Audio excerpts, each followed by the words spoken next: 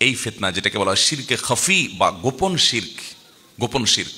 আপনি করছেন ভালো কাজ, তলে তলে আপনার পেটে আপনার মনে উদ্দেশ্য আছে কি সবাই একটু দেখুক।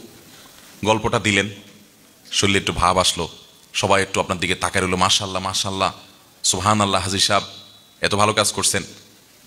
আপনার মধ্যে এক ধরনের আত্মপ্রসাদ চলে আসলো, আত্ম অহংকার চলে আসলো, অজব চলে আসলো।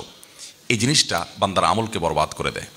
আপনি ওই গল্প স্বল্প দিয়া আমলটাকে নষ্ট করে কি লাভ হলো? আমলটা করে শুধু নষ্টই হয়ে শেষ হয় নাই যে ঠিক আছে আমল করছেন সওয়াব পেলেন না, এটুকু হলে শেষ একটা ব্যাপার ছিল, এটুকু না, এটা আরো মাইনাসে যাবে, কারণ এটা শিরক, ছোট শিরক। নবী সাল্লাল্লাহু আলাইহি ওয়াসাল্লাম বলেছেন দাজ্জালের ফিতনা যত ভয়ঙ্কর তার চাইতে বড় ভয়ঙ্কর আমি তোমাদের উপরে ভয় করি। একটা সময় তোমাদের মধ্যে এরকম ছোট শিরক ঝেঁকে বসবে।